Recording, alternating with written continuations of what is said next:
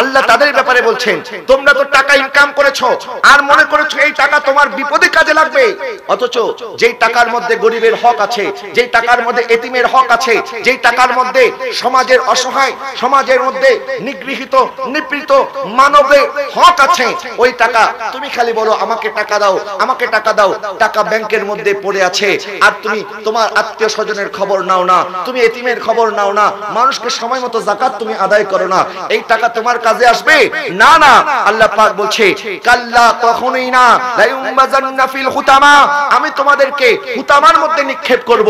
হুতামা এমন একটা জায়গা, আল্লাহ পাক বলছে লা ইউমবাযান্না, নফস বলা হয় যেই জুতা, আমরা যখন জুতা পুরান হয়ে যায়, জুতা ময়লা হয়ে যায়, জুতা কালি করার মতো জায়গা থাকে না, জুতা যেখান দিয়ে সেলাই করবেন সেলাই করার মতো জায়গা নাই, ওই জুতা যখন আমরা ডাস্টবিনে নিক্ষেপ করে, এই জন্য আরবিতে বলা হয় নামাস্তুন্নাল, আমি আমার জুতাকে ঘৃণা করে ডাস্টবিনের মধ্যে নিক্ষেপ করেছি। আর আল্লাহ সুবহানাহু ওয়া তাআলা বলছে কাল্লা লা ইউমবাযান্না ফিল হুতামা, তুমি যেইভাবে তোমার জুতাকে ঘৃণা করে ডাস্টবিনে নিক্ষেপ করো, আমি তোমাকে ঠিক একই ভাবে ঘৃণা করে জাহান্নামে নিক্ষেপ করব। নাউযুবিল্লাহ বলেন না, আর একটু জোরে বলুন না নাউযুবিল্লাহ। আল্লাহ সূরা আল আদিয়ার মধ্যে বলছেন আফালা ইয়ালামু ইযা বুসিরা মা ফিল কুবুর, তোমরা কি জানো না তোমাদেরকে কবর থেকে তোলা হবে? কবরে যাওয়ার সময় তোমার সাথে দুইটা কাফনের কাপড় যাবে, 2 গজ কাফনের কাপড়, কিন্তু হাসরে ওঠার সময় ওই 2 গজ কাফনের কাপড়ও রেখে দেওয়া হবে। এই 2 গজ কাফনের কাপড়ও তোমার সাথে থাকবে না। মায়েশা সিদ্দিকা জিজ্ঞাসা করলেন, ইয়া রাসূলুল্লাহ, হাসরের এত ভয়াবহতা, আর সেদিন যদি আমাদের শরীরের মধ্যে পোশাক না থাকে, আমরা কি একজন আরেকজনকে দেখলে লজ্জা পাবো না? আমার নবী বলছেন, আয়েশা, সেদিন লজ্জা বলতে কিছু থাকবে না, কেউ কারো দিকে তাকানোর সময় থাকবে।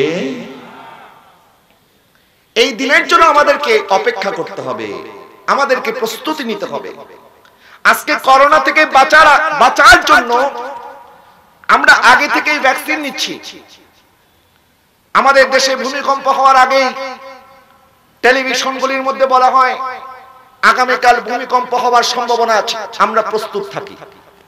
আমাদের দেশে যখন ঝড় হয়, আমাদের দেশে যখন বন্যা হয়, এর আগে থেকেই আবহাওয়াবিদরা আমাদেরকে সতর্ক করতে থাকে যে কিছুদিনের মধ্যে বন্যা হবে, আপনারা উপকূলীয় অঞ্চল ছেড়ে দেন, নিরাপদ দূরত্বে চলে যান।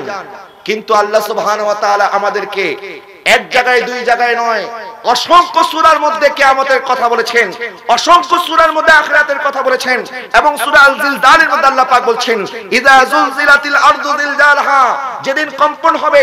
আর দুনিয়ার কম্পনের ভয়ে আমরা আগে থেকে প্রস্তুত হয়ে যাই, দুনিয়ার ভূমিকম্পের আগে আমরা প্রস্তুত হয়ে যাই, আখিরাতের ভূমিকম্পের আগে আমাদের প্রস্তুত হওয়া দরকার আছে কি নাই? এটা আওয়াজ করে বলুন না, আছে কি নাই?